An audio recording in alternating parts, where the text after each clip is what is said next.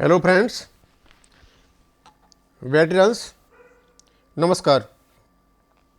आज मैंने कटआउट लगा रखा है। ये किसी हमारे पेंशनर ने सीपी ग्राम पे एक कंप्लेंट डाली थी जो एक्स और 6200 इन्होंने 1/1/2016 से लागू किया है उसके संबंध में। और जनरली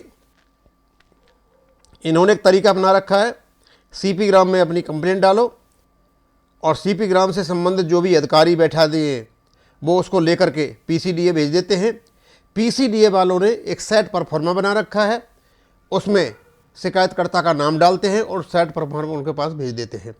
तो यहाँ मैंने एक कटआउट लगा रखा है, लेकिन इसको ज़्यादा एक्सप्लेन करने से पहले मैं बताना चाहूँगा कि आज मैंने जो स्पर्श का ऐप है उसको खोला तो मैंने देखा माइग्रेटेड जो पेंशनर्स हैं उनकी संख्या है 21,58,396। ये है 23/2/2023 को। लेकिन मैंने ये 21 या 22 को जब देखा था तो उस समय संख्या थी 20,60,000 कुछ। यानी आज ये कल से यानी 22 तारीख से आज ये लगभग 1 लाख ज़्यादा पेंशनर दिखा रहा है। तो हम क्या ये समझे कि अब स्पर्श में माइग्रेशन का काम शुरू हो चुका है।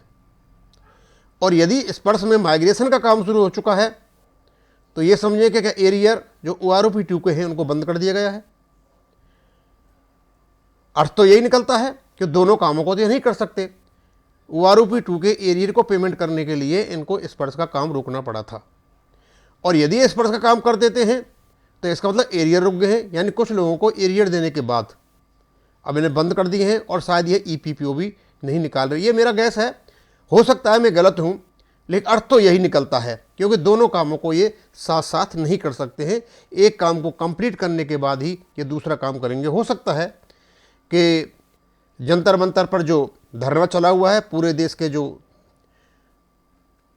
अपने एक्स-सर्विसमैन वहाँ इकट्ठे हो गए, इनके पास बहुत ज़्यादा लेटर जा चुके हैं, बहुत ज़्यादा रिप्रेजेंटेशन हो चुके हैं, इनकी जो एनोमलीज बहुत ज़्यादा बढ़ चुकी हैं, उसको ध्यान में रखते हुए कोई सेकंड थॉट देते हुए शायद हो सकता है ये स्टेप भी उठाया जा सकता है।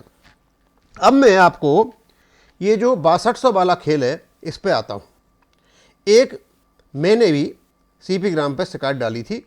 मैंने उनसे ये कहा कि जो नायब सूबेदार हैं दोनों ग्रुपों के एक्स और वाई, उनका जो फिक्सेशन हुआ है 7वें वेतन आयोग में वो लगभग 39,000 के आसपास होना चाहिए था, लेकिन हुआ है 35,400। और इनको बताया भी था, चार्ट भी डाला, इनको लेटर भी भेजा हुआ है, क्योंकि इनका जो फिक्सेशन है वो 2.57 से भी कम हुआ है। एक का 2.37 है, एक का 2.45 है, और लगभग इतना 2.41 उसका सिपाही एक्स किया हुआ है। अब उसका भी मेरे पास जो जवाब आया, इन्होंने भारत सरकार ने लेकर के जो भी सेक्रेटरी वहाँ बैठे हुए पीसीडीए को भेज दिया। पीसीडीए ने बोला हमारा तो जो पेन अलाउंस है जो पेमेंट करने से मतलब इसका कोई मतलब नहीं है, और मेरे पास उन्होंने भेज दिया। इसी प्रकार के जवाब है। आप सीपी ग्राम पर डालिए, आपके जो लेटर को ये पीसीडीए भेज देंगे। पीसीडीए का सेट एक आंसर है, उसको लेकर के आपका नाम डाल के आपके पास भेज देंगे।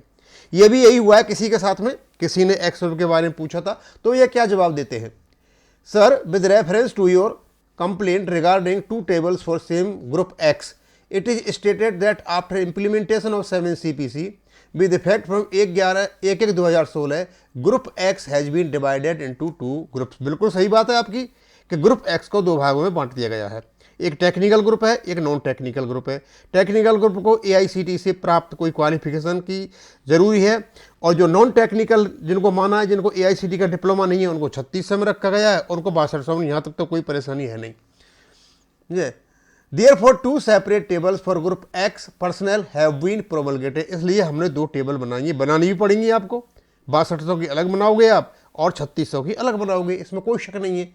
Under government India MOD letter number dated 20/2/2023 for bifurcation group X personal, मतलब ग्रुप एक्स पर्सन को 2 भागों में बांटना जरूरी था, एक 6200 का 3600 का। ये तो 7वें वेतन आयोग की रिकमेंडेशन थी, ये तो आप करोगे ही करोगे।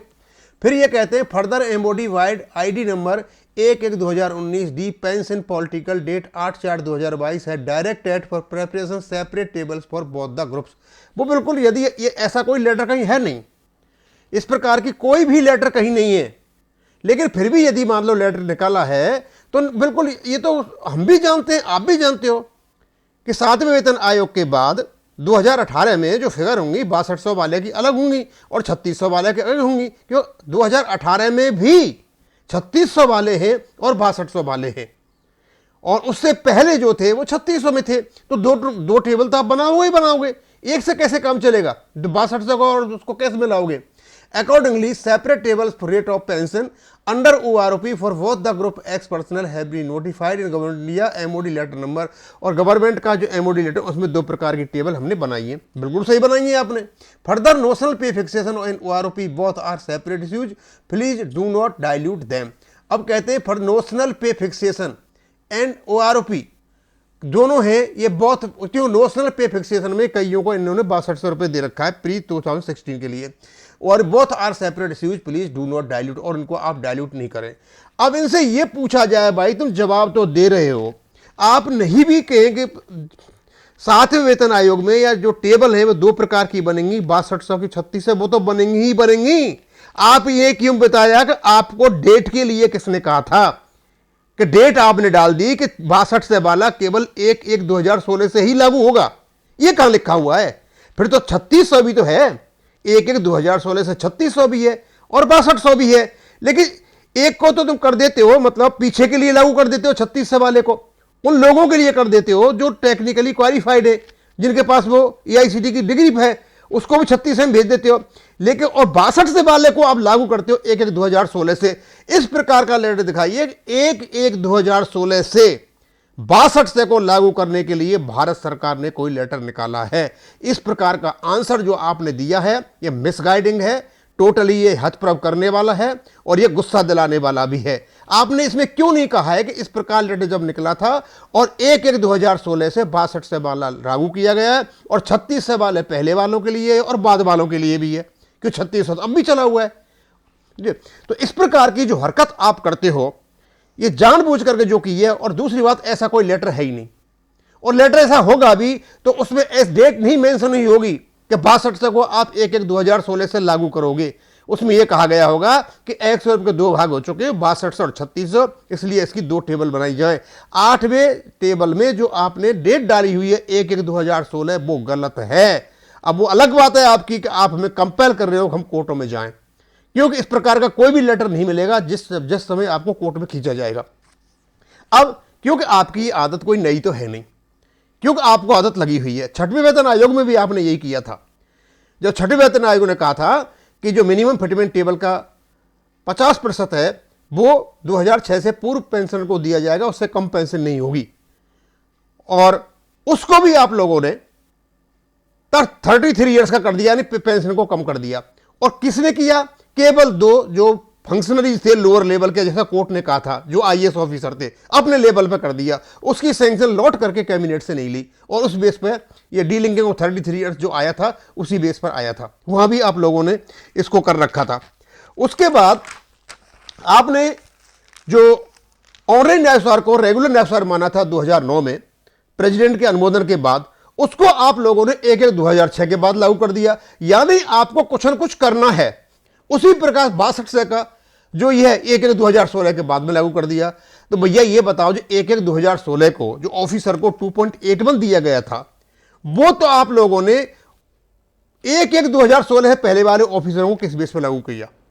यानी जब ऑफिसरों की बात आती है तो आप सारा मतलब मैटर सही करते हो, और जब PVR की बात आती है तो उस समय आप इधर उधर टरकाते हो। उसी प्रकार जैसे आपने 542 सर्कुलर में जो ऑनरेरी लेफ्टिनेंट कैप्टन है उनकी मिनिमम फिटमेंट टेबल को क्योंकि फायदा था, उसको लेकर के आपने पहले महीने में तनख्वाह पाने वाले एक क्या नाम है रेगुलर लेफ्टिनेंट कैप्टन को ट्रांसफर कर दिया और उनको 3-4 हजार रुपए का फायदा कर दिया, और उनकी मिनिमम टेबल को बदल दिया जो बदल नहीं सकती थी, और उसी का पेमेंट आप लोगों ने 1/1/2006 से 568 सर्कुलर के अनुसार कर दिया।